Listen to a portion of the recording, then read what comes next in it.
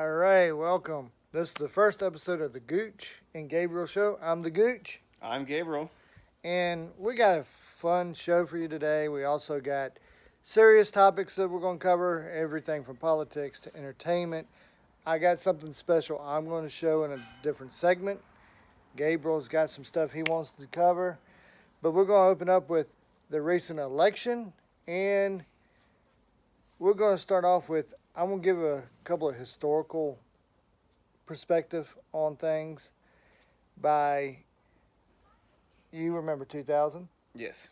and we all remember 2000 when everyone was saying President-elect Al Gore. No, George Bush. Al Gore, George W. Bush. Well, it had to take the Supreme Court to decide, well, never who was in charge or never who had the lead at 12 o'clock Florida time would be the person that won the state of Florida, which was Bush. Now, with all these disputed states like Michigan, here in Arizona, Georgia, Pennsylvania, and Wisconsin, those are the five that are being disputed right now. And there's several other states that are asking for recounts. So, but they very well could say never who was in the lead at midnight in those particular states, win those states. And if they do that, then the Supreme Court could give it to Trump. Is that what you think could happen? Like Yes, very it's well going to could end up happen? going to the Supreme Court, and they'll most likely get tied up in the courts, and they'll end up doing it to a delegation process. So either one, the Supreme Court's going to make the decision, or they're going to make the states make the decision. And if the states make this decision, it'll go to the state legislators. And 30 of those state legislators are Republican controlled legislators. And they only get one vote, so it's a very good chance that Trump still could come out victorious if it goes that direction. That's right. It's completely different than a House vote where the Democrats control most of the House. This is all just the legislators along each of the states. And then it'll go to Congress, but then the way it is with Congress is it's each state gets one vote, and the most senior representative of that state will be the one voting for that state. And there's states that, like the state that I'm originally from, Virginia, for instance, where the most senior representative in the Congress is a Republican. And that could give states like Virginia to Trump. And so these are pathways that Trump has. The way people go, well, you ain't following the math. I am following the math. I'm following historical points of view. Another historical case was where a declared winner of the presidential election didn't win the election was when Franklin Delano Roosevelt was running for, I think it was either his third or fourth term. And he's the only president that served more than 2 terms. He ran against a man named Dewey, and everyone woke up the next morning saying Dewey wins the presidency. Once all the votes were tallied and all, it turned out Roosevelt won. So that's another case that happens. Now, Gabriel's going to bring you more up to speed on things that are going on with the election. That's right. So, a lot of things have been going on with all the different states. People have been finding that there's no signature verification in Georgia, that the Dominion system has been used in a lot of the swing states to go ahead and alter the votes. Now, back in Florida, I'm pretty sure it was Florida, there was a court case and it was talking about how the algorithms for the computing machines, or for the voting machines, could be altered, giving you a 51-49 split. Now, that could be happening with the same thing right now, but remember, that was back in 2000. All the computer algorithms right now could be so complex and so up to date that we wouldn't even be able to find the fraud even if we looked into the computer system. Because back in 2000, this man claimed that even if you did fraud, what could happen is after the election was over, the computer would self-wipe its system, reformat it into the same code that a normal voting machine would have, and you wouldn't be able to find that unless you somehow backdated it through a computing process, which some high MIT or some maybe top-tier Microsoft employee could do. But in terms of the election that's going on right now, we have a lot of different things going on. We have the left continuing to demonize President Trump even before he's out of office, calling him ex-president, all sorts of different names. The media constantly harasses him and attacks him during his press conferences. Kayleigh McEnany is always harassed during her press briefings. And we have Rudy Giuliani who's going ahead looking into all these fraud cases. Now, what the news media is going ahead and saying right now is that all of this is lies, they're conspiracies, they're bogus, it's all nonsense. You're crazy for even thinking about it. How dare you even just give it a thought? But they're also doing at the same time a take for what is considered the Great Reset. Now, Joe Biden has recently been touting Build Back Better. Now, if you look at the different forums along all the different countries in the world right now, Justin Trudeau, Sweden, Germany, France, all these other places are touting this Build Back Better. And it's a global reset. Even certain people have come out and said, like Justin Trudeau, Prime Minister of Canada, has said that the COVID-19 virus has provided an ample opportunity for us to reset our world forum, to reset the global economy. Now, I don't think that's a very good thing at this moment right now. And I think that Trump is fighting an uphill battle against the entire monolithic conspiracy that's focused directly on him. Now, it might seem like a conspiracy right now, but because the whole media is acting the way it is right now, you can't sit here and say that Trump is the bad guy, or he is the mean person, or he's acting as like a dictator, because he doesn't do any of these things. The media goes ahead and portrays things however they can frame it, given they have the right context and the right thing for it. Right now, it's just the media with a big megahorn with the internet, social media, celebrities, all the journalists all across the country, and even the world in some instances, are just completely forcing all of their negative aspects towards Trump. They're afraid of something, and Trump knows it. Though now they're finding all these different things that are happening in the election, the frauds, the false verifications, the ballot harvesting. Back in 2016, the Democrats, even back in 2012, said that mail-in voting was ripe for fraud, that you could have had people mailing in votes from across the country, across the world, and somehow voting in our elections. Now, that's not a very secure thing. So coming from a people who for the last 4 years have been screaming Russia, Russia, Russia, the elections have been, there's impropriety in the election and they've been stolen, all of a sudden now that we have Joe Biden becoming the winner, or declared the winner because he's not officially certified, now the elections are completely safe and hack-free. How does that make any sense? So already we're seeing a complete divide between what's actually happening in the real world and what's happening in the minds of Democrats or leftists. They see something happening and they have a completely different interpretation of it. And that's what's going on in America right now, is we have one side who's sitting here and looking at facts, logic, and reason, and one side that's coming out with truth. They're hiding behind these words and hiding behind these phrases so that way they can go ahead and goad you with a false sense of moral superiority into doing something that you think is right. That's why they always use the phrase, we're on the right side of history.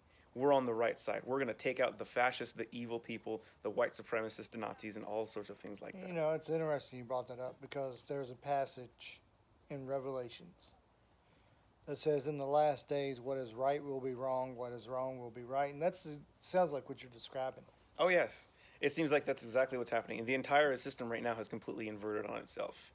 We're seeing things that we haven't seen in such a long time. Even things that have happened in, the fall of Rome, different countries that have fallen, they've had different eras of war. They've had decadence. They've had a loss of faith, a loss of different types of morals and values. And now we're seeing that in America right now. But this has been a consistent process that has been going on for a really long time. And it seems now is the ripe opportunity for the leaders around the world to come in and set something different and set themselves ahead for what could be an actual, and this does sound like a conspiracy, New World Order, which doesn't seem like it anymore because now they're openly saying it. Well, and to wrestling fans, you think New World Order, you think of Hulk Hogan, but that was more like a jokingly type thing. But the Bible mentions the New World Order as in all the governments becoming one world government, one world economy, Yes. one world church. Everything combines, and basically, what's going to come down, according to the Bible, is they're going to come to a point in time where if you're a Christian or if you're Jewish, they're going to put a gun to your head and ask you to deny your religion. That's why a lot of these same people are being so negative towards Israel as well. That's right. Because now the Israeli Prime Minister, what's his name? Benjamin Netanyahu. Yeah, Benjamin Netanyahu. He came out and said that Trump has been the best ally to Israel than any other United States president since Reagan. And I tend to agree with that. But with what's going on with the election and on with the different things that are going on, we even if Biden does take the oath of office, as long as we still got our freedoms, we still need to fight back, push back any way we can. And if worst case scenario comes, we will have to defend ourselves. We will. But as long as we still got our freedom of speech, we need to continue to speak up. That's right. It's time for the silent majority to no longer be silent, and we need to start speaking out. And it doesn't matter what side you come from, because the left has a consistent, fixated idea on race, sex, religion, and all these different things where they constantly try to make you hate on each other. So it doesn't matter where you're at, as long as you're in for freedom, for the pursuit of happiness, and for the well-being of your fellow man, there's nothing wrong with the way anyone acts with each other. We can all sit here and be friends, we can all sit here and be neighbors and good people towards each other, without thinking that race is always at the top of somebody's mind. Because a real racist only thinks about race. That's all they can think about, and that's all they can bring up. And yeah, according to the left, people like Gabriel and I shouldn't be friends. I'm supposed to be a racist. That's right. A racist redneck because I'm from the South. I'm conservative. I'm a Christian. I'm heterosexual, and I'm a guy. I'm supposed to be a redneck and a racist. I'm not supposed to like and have friends like Gabriel or some of my friends, some of y'all who are watching. Yeah, so right now they have a thing too where the left will go ahead and demonize anybody who doesn't follow them in lockstep. So me, because I'm Hispanic or Mexican, whatever you'd like to consider it as, I come from California, and I wasn't really indoctrinated with the whole everybody has to be voting as one sort of hive mind mentality. I'm my own person and I'm an individual, and I'm pretty sure since you saw his last other video where I was interviewed, I told him that it doesn't matter where you're from and where you're born, you make your own decisions, and you associate with who you want to, wherever you want to, and when you want to, and that even if anybody wants to sit here and demonize you by calling a black person who doesn't vote the correct way an Uncle Tom, or calling a Mexican a race traitor, or calling any of these other people. The whole point is, if you don't follow them in lockstep, they will ostracize you. And that's not a place that considers to be a part of the healing process, or what they've been calling for unity as of recently. Because if you're not against them, they will destroy you. And we've seen it time and time again, not through these George Floyd riots, but in the last 4 years of constant demonization of people who just don't listen to them. It is a cult. It is a complete and total transformation of the mind. And even when you argue with some of these people online or in person, you try to get them on what's going on. And when you ask them certain questions, they have no answers because all they're doing is parroting just what the media tells them. And they've never elaborated on any of it. So they don't have an argument. All they can do is just revert back to racist, sexist, homophobic, race traitor, things like that. Islamophobic. Islamophobic. It's all personal attacks. Yeah. And that's all they can really rely on.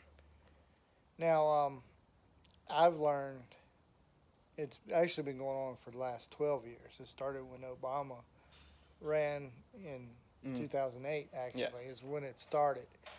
But it started with the colleges and with these professors indoctrinating their students as well.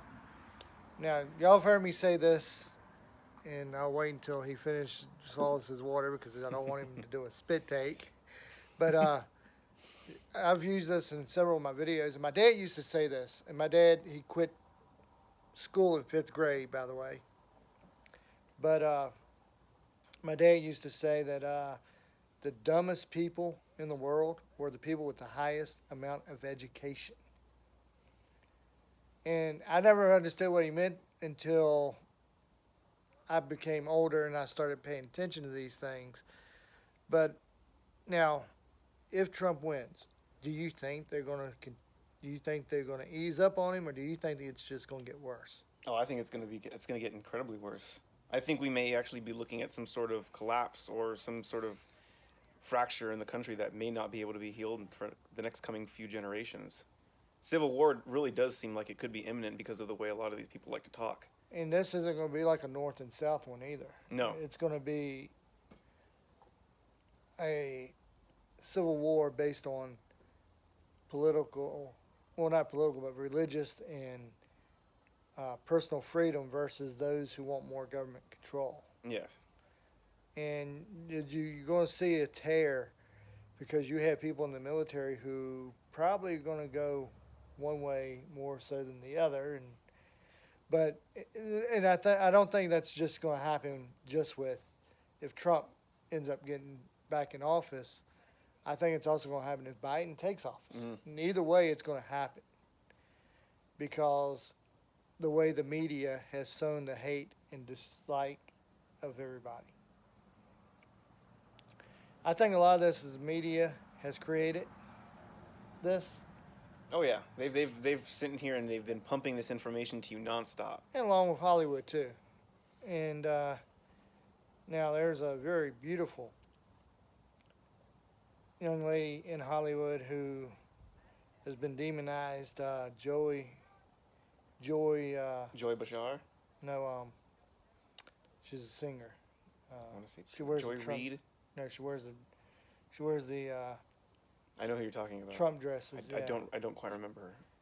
But she has come out. Now, normally I can think of her name right off the bat, but she's been demonized quite often. And yet she's still part of the. She'll still show up to the Grammys wearing the.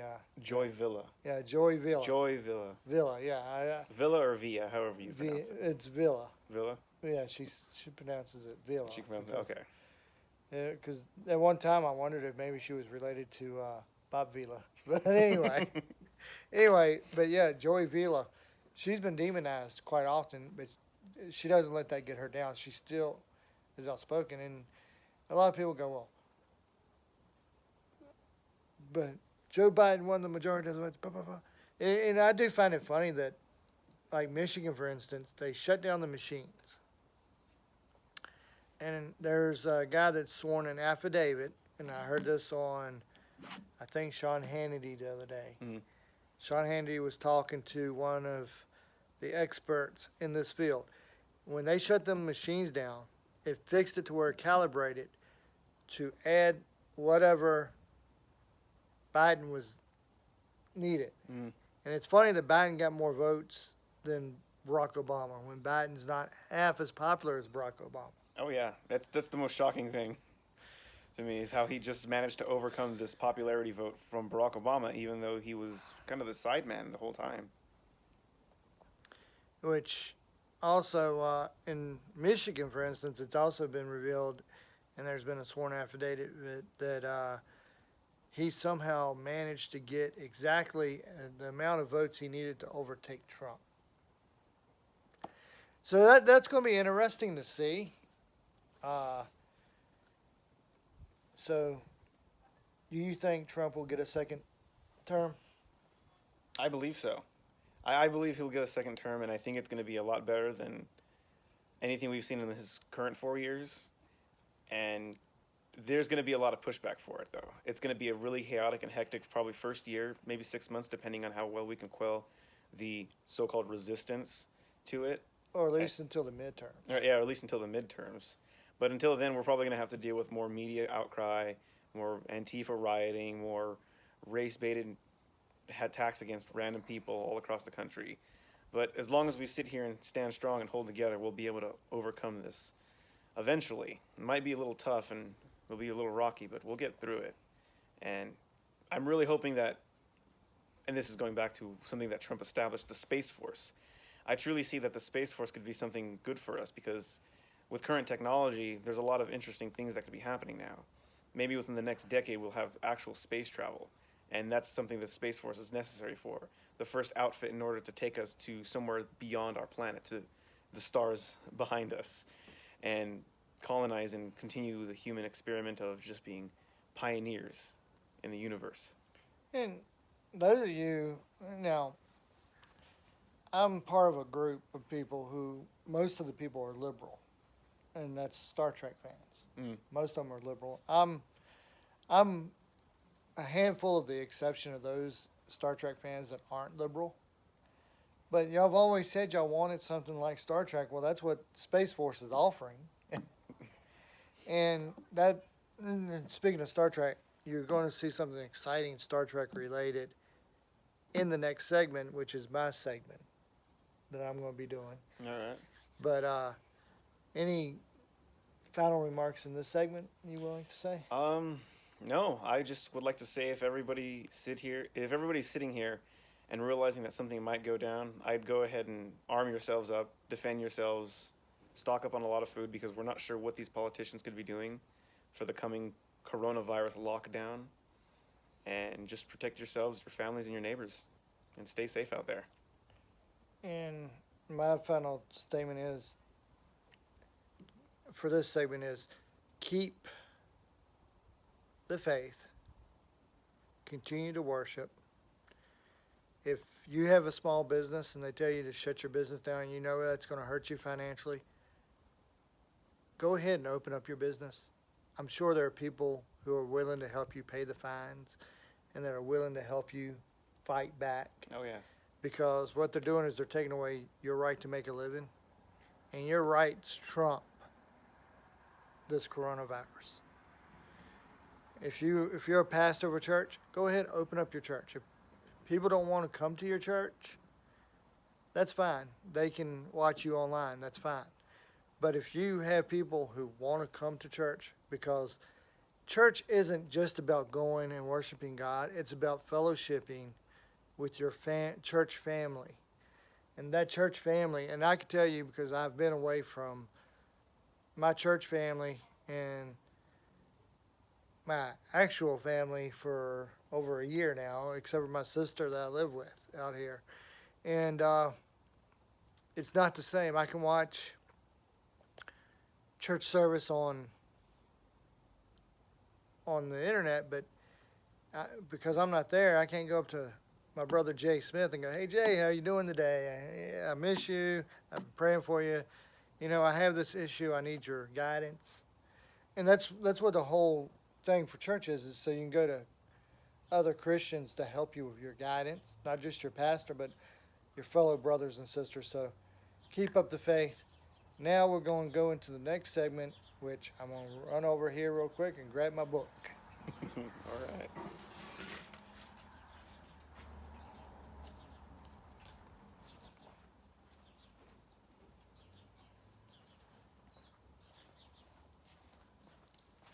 Nice little folder.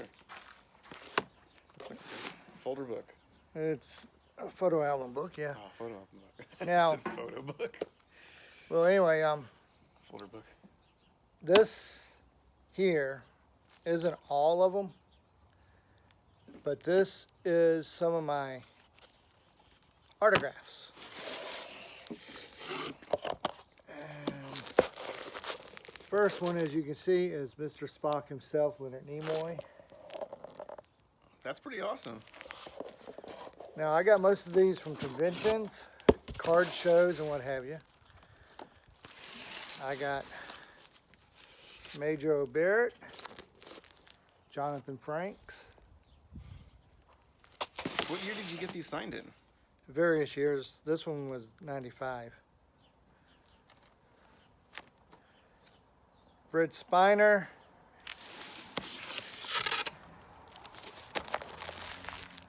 and Mr. Reading Rainbow himself, LeVar Burton, and Denise Cosby. LeVar Burton's his autograph is on the back.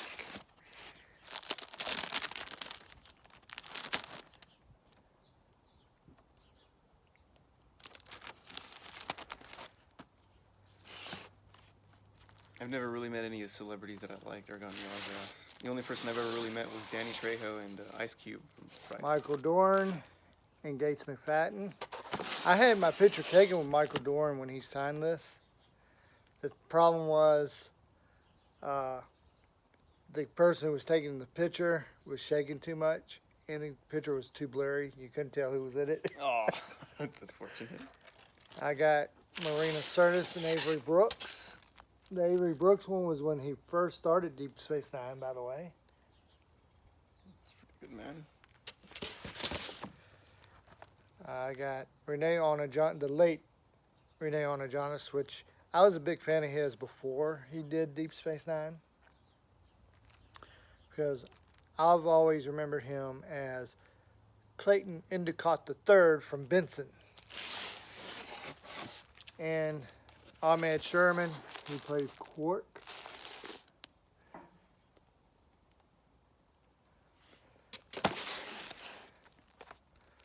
Roxanne Briggs Dawson, and of course Q himself, John Delancey. Ah, yes, Roxanne. Probably one of my most favorite characters in Star Trek. And it's Voyager too. I liked Voyager pretty much the most out of the Star Treks. I didn't really get involved in none of the earlier ones, but when I was growing up, my mom really did watch Voyager, and I ended up getting You pretty know, involved in it. not a lot of Star Trek fans are big fans of Voyager, but after watching Discovery, I think Voyager was much better than Discovery. You think so? Yeah. I think anything could be better than Discovery.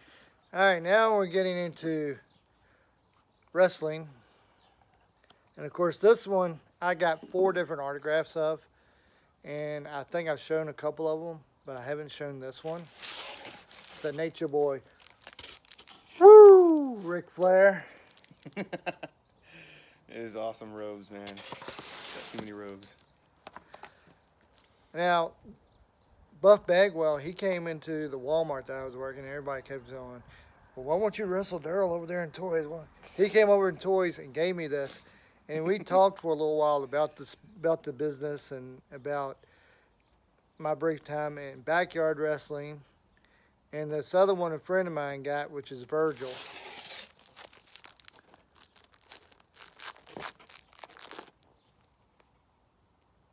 Marcus Buff Bagwell. And Virgil. Now, I got a chance to meet DiBiase. I do have his autograph in this book, but it's a little bit further on in the back.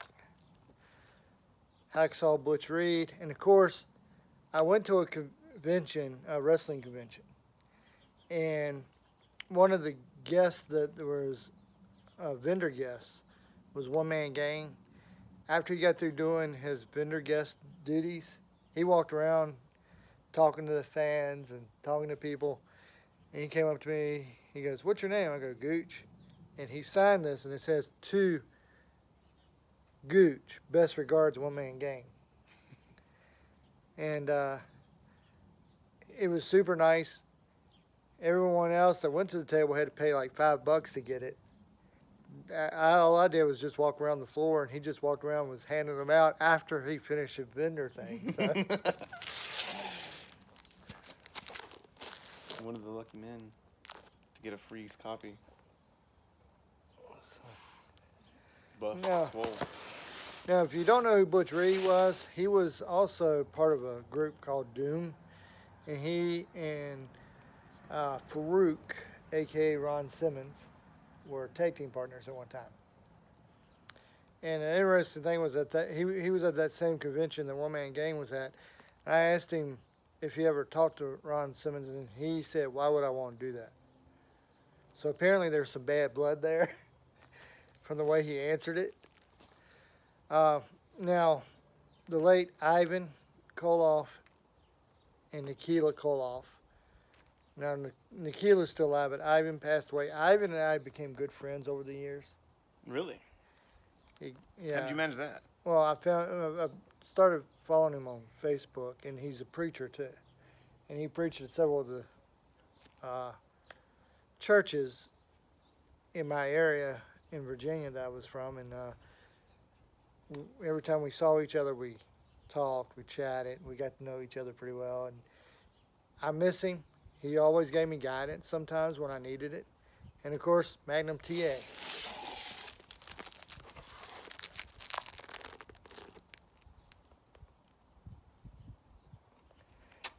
Magnum TA was real big back in the early 80s in wrestling until he had his motorcycle accident.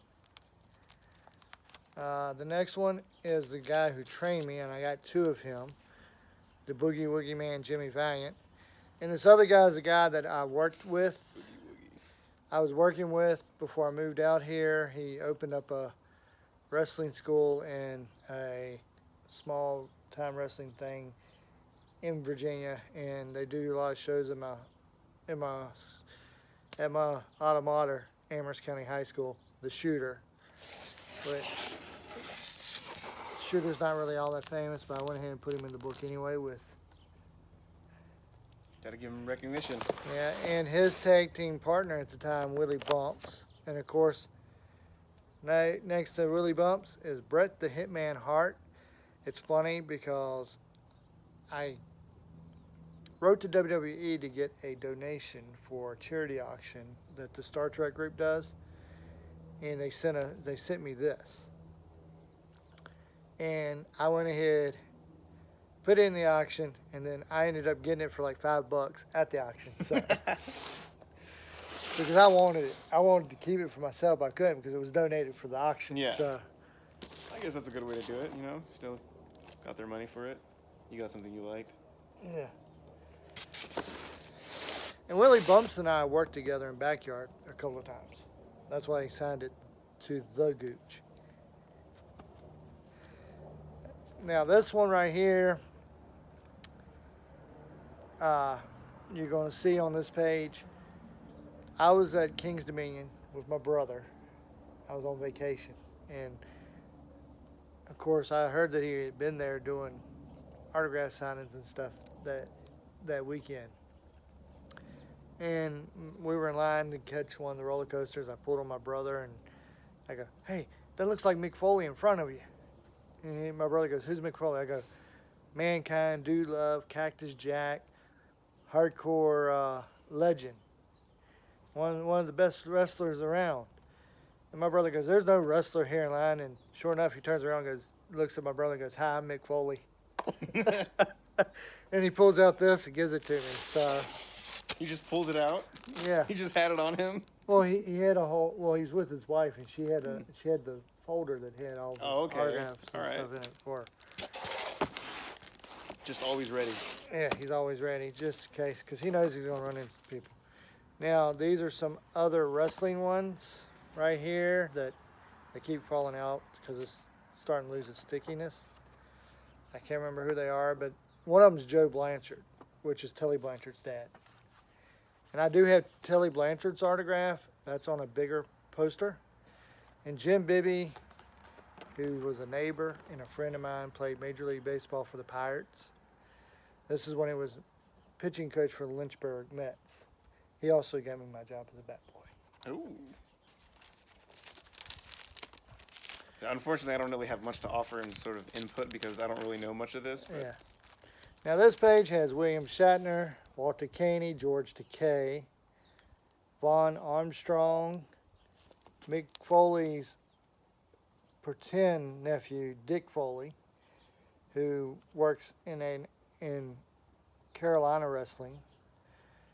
A couple of baseball players, of course, the $1 Million Man, Ted DiBiase, Jim Cornette, and The Big Show.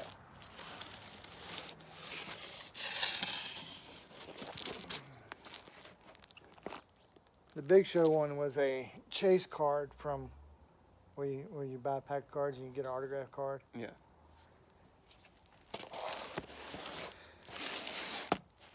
William Shatner, by the time I got to him, he was so tired he just started signing Bill Shatner. And George Takei he wasn't nice to everybody. He was a bit of a, I ain't gonna say the word, but anyway. Bit of a jerk. Yeah, jerk. That'll be Okay. towards some people, but now Walter Kenny, he was super nice. On this page, I got Steve Balboni, beautiful Bobby Eaton, Ricky Martin. I got another Chase autograph card. Ronnie Garvin, Gold Dust, which, by the way, Dustin Rhodes, at that convention, he was running out of time. He had to do at the time he was working in TNA, and they had to catch a plane to do a pay-per-view. And him and the Steiner brothers were up at the table. They were running out of time. Steiner brothers just got up, very rudely left. Dustin went through, signed everything. If you had Gold Dust, he signed the Gold Dust. If you had a picture of him as Dustin, he signed it Dustin. It didn't matter. He made sure everybody got their stuff signed and before leaving to catch his plane. And of course, I got Tom Broyer, Rick Russell, and DJ Durham, who are baseball players. And on the other page, I got Doug Bird. I got Jerry Terrell, Joe, I can't pronounce his last name right now. My brain's freezing. David Cash, David Campbell, Tom Bergling, Barry Fote, and 2 Phil Negroes.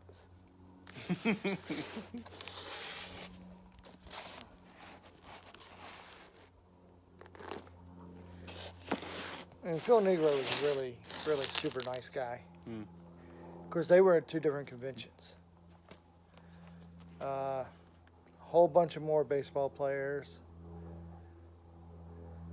And then, of course, I got several Jim Bibbies on this page.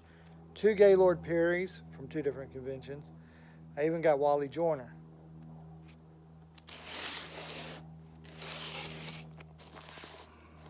I'm going to just start naming the bigger names to cut down on time. My grandfather was really into a lot of baseball cards, and he had quite a big collection. Fortunately, I never really got into All it. right. I got 2 Pete Rhodes cards. One of them I don't know where it's at right now, but that one has an interesting story to it. I went to a convention. He was there doing an autograph session. He normally charges $50 for an autograph. And all these people were giving him a hard time because he's no longer part of the baseball, because he's banned Mm-hmm. for allegedly gambling. But anyway, he was up there and doing everything he was supposed to, just doing autograph. And everybody was giving him a hard time. I go, look, show the man respect. This is the all-time hit king, the greatest baseball player of all time. I mean, this guy could play any position except for pitch and catch, which are the only positions he didn't play. And he stood up and he goes, I normally charge $50, but this guy's for free. The rest of y'all have to pay. Really? For Yeah, you? yeah. Wow. Because I stood up to him. Of course, another notable name on here is Butch Davis. Of course, the tag team Demolition. And Randy Tomlin, he might not be a household name in baseball, but he's from my home area of Lynchburg, Virginia. His mom owned a card shop. And the first day of opening the card shop, she hit him there signing autographs.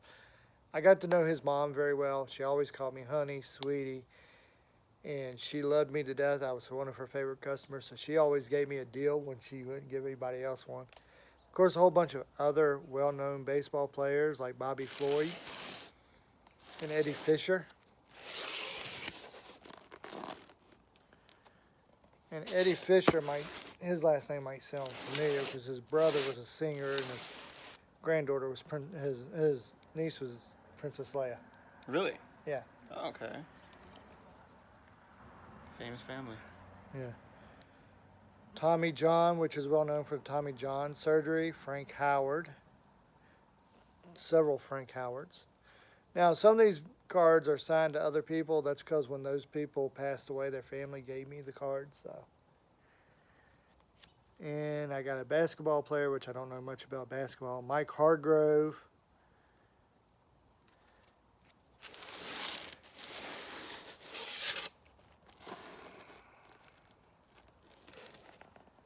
It's good stuff in there, man. And some of these cards are older than both of us combined.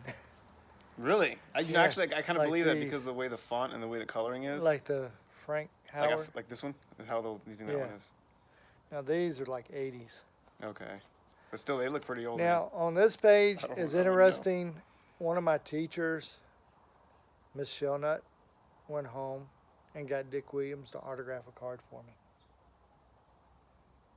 She's somehow related to him. And then another one of these I got 4 autographs of. I just don't have all of them in this book. I know I have them. And that's Steve Garvey. Super nice dude. Really cool guy. And of course, Rick Mass, the NASCAR driver. I also got an Earnhardt autograph, but that's on a plaque in my room. Of course, the NASCAR autographs were originally given to my dad. So when my mom passed away, I claimed them because none of the other ones wanted them. And of course, Luis Salazar, who played for the Padres, he was managing the Lynchburg, what used to be Lynchburg Mets, now Lynchburg Hillcats. So I got him to autograph a card, and Joe Audubell. and of course a couple other baseball players,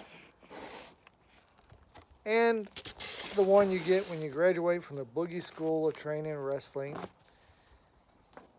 the Boogeyman, a thing here with a bunch of other well-known wrestling legends, and a guy from the Lynchburg Hillcats. And that does it for my segment. Now we're going to hand it over to Gabe for his segment. Well, my segment's going to be actually pretty short. I wasn't too prepared on exactly what I was going to be talking about today, but I guess I'll just go ahead and be talking about, again, the policies that the left likes to go ahead and enact. So I like to watch Tucker Carlson. I watch Fox News. I watch different outlets. I've been watching Tim Pool recently, although I disagree with a lot of the stuff he says. He does seem to be on the right track. The fence sitter thing really doesn't jive with me too well because I think he knows exactly what he's saying, but he doesn't want us to go too far over the edge, which could end up resulting in him getting banned. And I understand that YouTube is his bread and butter right now, and that's how he makes his money. But in terms of the entire culture of the internet right now, you have the conservatives constantly getting banned, and it's a lot of the small-time people that end up on the bad end of this. So anyone who's like popular, anyone who has like 1 million followers, who makes tons of money, or has a really wide reach, isn't really going to get any sort of punishment. They're just going to get like a slap on the wrist. But people who are coming up and people who are trying to make a name for themselves, they're the ones who are getting cease and desist. They're the ones who are getting banned. They're the ones who are getting muted, silenced, ostracized, and kicked out from society. Now, it might not sound too bad right now because they want to go ahead and get rid of all the bad apples or bad eggs out there. But recently, the news, the media, and crazy Ocasio-Cortez have come out with some sort of Trump watch list or Trump hit list. And it's basically a list where they're going to go ahead and gather all the intel and all the names of people who supported him, donated to him, associated with him, and even just thought about him in a positive light. And they have a list, and what do you think they're going to do with the list? It's a blacklist. They're going to go ahead and shun you from polite society. Now, it might sound like that's crazy, that's not going to happen, but it's all over Twitter. It's on the news. They're talking about it openly. They're saying that once Biden is actually sworn into office, they will come for the people who went and voted for Trump. Not because he's evil, but because they were his enablers to allow this chaos to happen. And we're not seeing any chaos that's happening. We're seeing the wrongs that are being now righted. So we're seeing drug prices finally drop. We're seeing the housing market slowly recover. We're seeing America and the countries that we fought with slowly pulling out of wars. Trump's going to pull troops out of Afghanistan. He's going to start saving all of our troops so that we can start focusing on America rather than expending our resources when we already have problems here at home. It's all about taking care of ourselves first before we can take care of other people. That's the same thing anybody would tell you if you were on your own. Make sure you take care of yourself before you take care of other people, because it'll always be harder for you. So once America is taken care of, we can then go out and start helping the world to be better, to make them more sustainable, to advance them, to just be a helping hand. But the left doesn't seem to want to go ahead and do that. They have this division where they want to go ahead and have everyone hating on each other. Now that's the whole divide and conquer tactic, which we've seen throughout history time and time again. And it can be happening here and right now, but fortunately a lot of the people who do fall into the tactics of the left don't really delve too deeply into the knowledge or the history of what's going on. So back to what Daryl was saying earlier about the colleges, that people who are educated don't really have a complete understanding of history, because we have now political activist teachers, political activist judges who are sitting there and guiding our kids and our friends and our neighbors into one specific direction when they should be expanding their minds, helping them understand that the world is more complicated than it really is, and not giving them some sort of blanket answer to solve all of their problems and issues.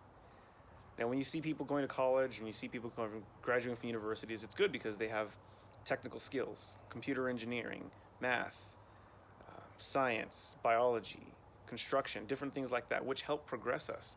But when you have certain things like, I'll go ahead and say, feminist basket weaving or dance therapy or any other thing like this, where it's not really a job, it's more of a societal thing that they've been pushing on themselves. It's like a self-fulfilling prophecy where they want something to happen so badly, they force it, then create a job, like problem, reaction, solution. It's kind of like what we're having right now. And that's part of the reason why we have these people in the streets rioting, because they've been led lies. They've been led false truths to make it think that they were going to go ahead and become something when that's not the real world. And now they're upset at everyone else because that's what they were told by the people who they listen to.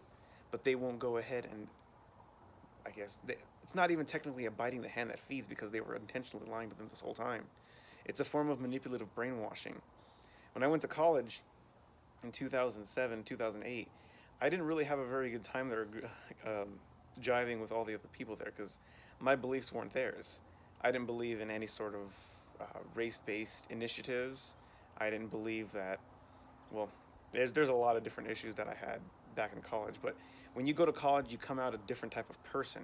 You go in there a normal person and you come out with these extreme beliefs that capitalism, that socialism is right, that the only way we can do it is to give everyone free stuff. But in the end of the day, somebody really does have to pay for that stuff. Whether it's the man who makes the shoes, the one who goes out into the forest and cuts the trees, there's a process that begins everywhere. And when you go ahead and see all the things that are going on in the world right now, a lot of it really doesn't make any sense when you think of it in terms of their perspective because they don't really have a perspective. They don't have any standards very much either. There's a joke saying, if they didn't have double standards, they wouldn't have standards at all. And it seems to be the case because it's rules for thee but not for me. They go ahead and they want to go ahead and attack conservatives in the streets and the media, and social platforms and schools. They want to ostracize you from everyday society and life. And we can't let them do that because they're controlling the courts. And it's been happening for the last 30 or 40 years. That's why we have the generation of kids who grow up hating their parents, hating the world they live in, but also still shopping at big malls, getting nice shoes, big cars, fancy places, and materialistic things. They're subsisting on the society which they hate, but they want to dismantle. That eventually, once they take it down, they themselves will be the kings of the new civilization that will rise from our ashes. And that's just not going to end up happening because they are, as Yuri Bezimov called them, the useful idiots of our time. They are political prostitutes, as he so called it. And once their time is done and they've been used plenty, they'll be cast aside or put up against the wall. And it's not a nice thought to think about or pleasant to even consider, but that is a situation which we have to say that could be a reality in the world we're living in today. So we always have to push back no matter who it is that we're fighting against. Whether you're an officer of the law, whether you're a politician, whether you're just an average citizen just going about his business, you have to see these types of these truths that are being twisted, the injustice that are going on, and you have to say something to it. Because to sit by and idly let evil completely take over makes you just as guilty of it. And it doesn't seem like as if that's right. I have some quotes on my phone right here which I saved that I think are actually really interesting to the current situation we have here. Just like he said, this is from St. Anthony the Great. A time is coming when men will go mad, and when they see someone who is not mad, they will attack him, saying, "You are mad. You are not like us." That's pretty much what's going on right now. They've constructed their own reality based off of irrational behaviors and methods and selective science tests and bases to create some sort of world. They're altering definitions, they're changing the way people think, they're making things a lot harder for you to win an argument. And it's not that you don't win the argument, it's just that they can't think of a proper way to rationale this themselves. So they have to resort to political attacks, to anything that could give you into a negative light, whether it's twisting, grasping at straws, or any other different types of fallacies. Now, there's another one I want to read. It's by A.K. Chesterton. Societies are far gone in depravity when toleration is considered good in itself, without regard to the thing tolerated. Now, a lot of people like to talk about tolerance like it's a good thing, like, I'm going to tolerate this, and we need more tolerance in society. Well, tolerance isn't acceptance. Tolerance is more of just putting up with, and we shouldn't have to put up with anything if we don't want to. We can accept things, or we can go ahead and ignore things. But the whole basis of society in America as a whole is that we have the freedom to associate with who we want to. Nothing should be forced on ourselves. We don't force our religions, our beliefs, or our moral superiorities onto each other, and we want to live our own lives. If people want to go to church, let them go to church. If people want to pray, if people want to do all these different other things, let them do that. We just sit here and we always want to go ahead and make a situation out of nothing. A good example would be the mask situation. We have this whole coronavirus, which honestly I kind of don't take too seriously anymore because of the politicians and all their backtracking they've been doing since January. Well, actually, since November of last year. But anyway, the mask situation is a good example. You're walking in the store. You're minding your own business. Yes, it's for the good of other people, so that way you can protect them from some sort of coronavirus, people who are a little more susceptible to the disease. But in this instance, you're just minding your own business. You're sitting there, you're doing nothing to harm anyone else, and these people have the audacity to come over there and start messing with you, harassing you, talking to you, calling you a horrible person, saying, "How dare you put me and my family's health at risk?" When that's not the case.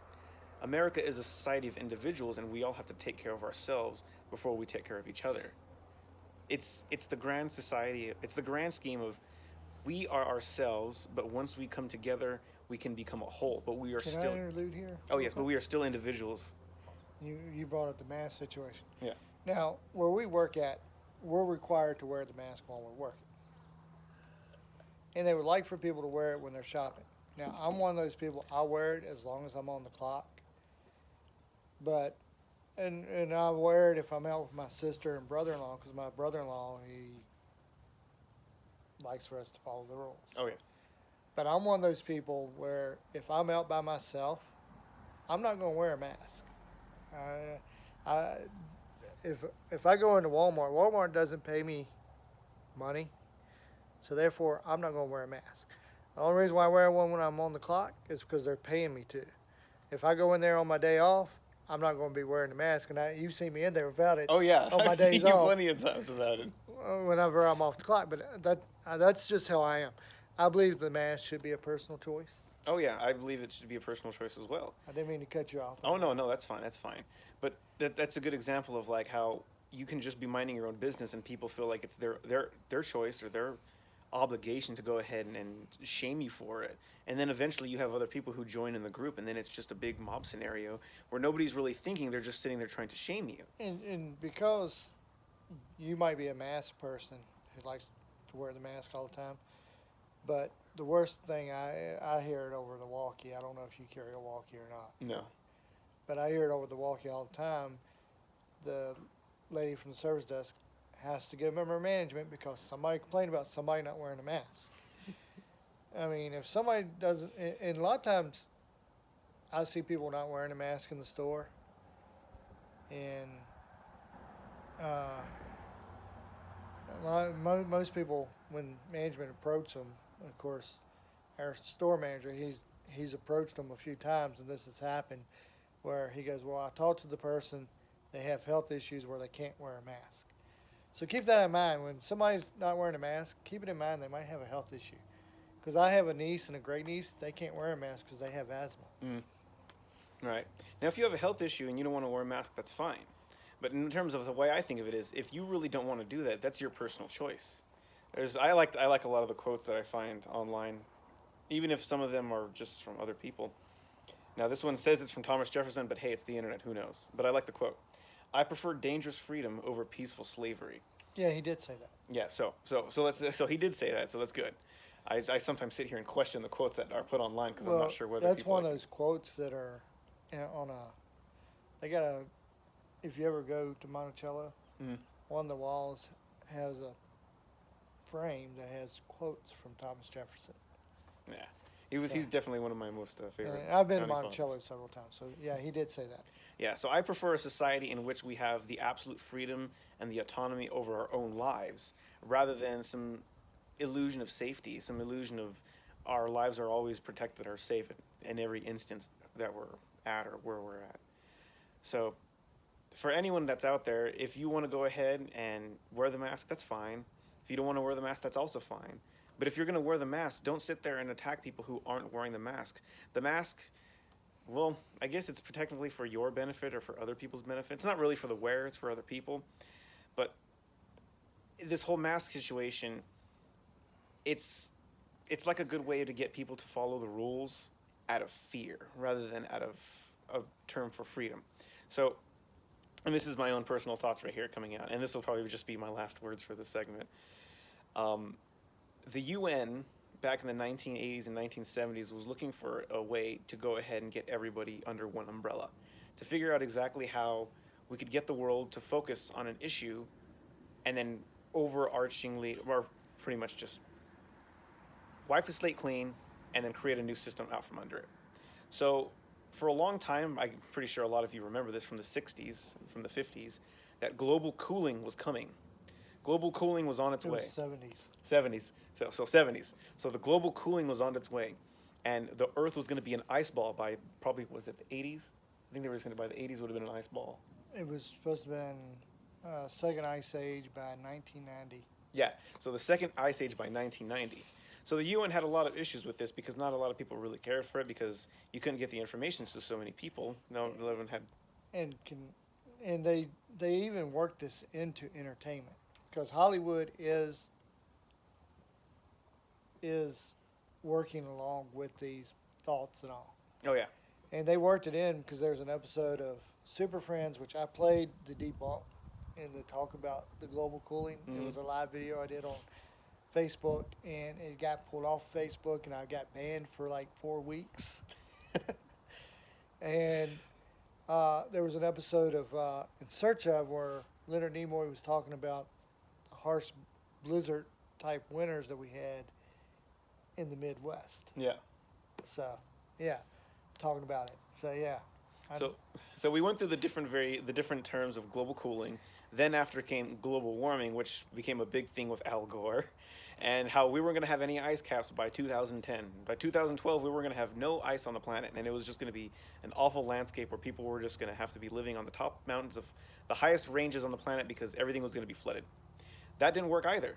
So what they termed was, to a nice little phrase, climate change. Well, when you think about it, the climate's pretty much always changing. In the desert in Egypt, it used to be a wonderful, lush forest. In the place in the Amazon jungle billions of years ago, it used to be a desert. So all the things that change and will happen over time, it's just complete normal climate change. And then let's don't forget the Ice Age. Oh yeah, let's not forget the ice ages. And we also have to remember that the sun plays a major factor in the Earth's climate through its coronal mass ejections and the activity that it hits on the Earth's magnetic field. Those are also things that play an important role. But climate is important, and the way we focus on it is going to pretty much decide our future. But the UN found that climate change was an easier way to go ahead and get people to change things, which is why we have the new Green Deal with Alexandra Ocasio-Cortez trying to go ahead and remove the entire fuel infrastructure out from under the whole world. But unfortunately, they hit the nail on the coffin this time because instead of climate change, global cooling, or global warming, they have the health scare. Now, everyone's really concerned with health and their own personal health, and that's fine and all. But when you go ahead and you have people living through a fear that they're going to get sick from some coronavirus, which actually has a 94% survival rate for anyone that's over 75, doesn't sound actually too bad. And if this disease was as bad as they actually purport it to be, the economy wouldn't be functioning. We wouldn't have any videos. We'd be in total chaos and anarchy right now. There would be no structure at all. And the only thing I can say is that this entire thing, although the coronavirus is real, it is not as serious as it is. If you look at the CDC statistics from 2018 to 2020, there is a significant drop in the flu and the common cold at the end of 2019 all the way down.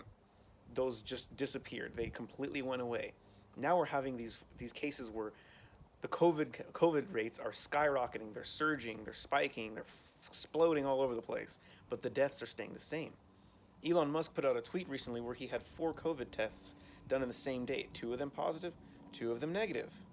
Now, that goes into this whole issue where they're purporting fear and making everybody live as if it's their last day, which very much could be because of the way they're trying to control and manipulate the world. Well, the thing is, the Bible says, we do not know the day nor the hour of when the Lord's coming back, but it also says that your days are numbered, and only the Lord knows when you're going to go out and how you're going to go out. Yeah. But you got any final words before we leave? Not really, other than just remember that freedom is the most important thing you can have, and we wouldn't have what we have right now if it weren't for the people pushing boundaries, breaking a certain amount of ethics, and pushing human evolution to its peak, and then past that once we actually hit it. And no amount of safety or comfortability is going to make your life any better. You have to go out there and do it for yourself. You have to sit there and make those changes. The government is not going to do that for you. They can't promise it. They can't just give you anything and not expect anything in return, because the minute you start relying on the government for anything, they will make sure that eventually you'll rely on them for everything. Now, I want to thank the 16 new followers we just recently picked up, because that's a big help. It's good. I want to thank those of you who've made my several of my videos reach over 1,000 views. One of them has over 3,000 views now. And that's Really? the one where I showed off my Imaginext collection up to that date. Mm-hmm. That's good. That's good stuff, man. It still says 98% of y'all who watch these videos are not followers. Please subscribe and like and share these videos on social media. I'm also working with trying to work out a deal with several websites to try to open up a merch store. I do have several T-shirt ideas that I've got coming out. When I do get it up, one of them is going to be the man, the myth, the legend, the Gooch. Don't hate the Gooch because he's sexier than you. Hate him because he's better than you. God's gift to women, the Gooch. There are only two genders. The Gooch and Gabriel Show T-shirt. I like that. And I was expecting that. if Joe Biden does take office, impeach 46. That's right. So until then, folks, keep up the good work. Share these videos. Please subscribe. And as always, I'm the Gooch. And I'm Gabriel. And see you next time.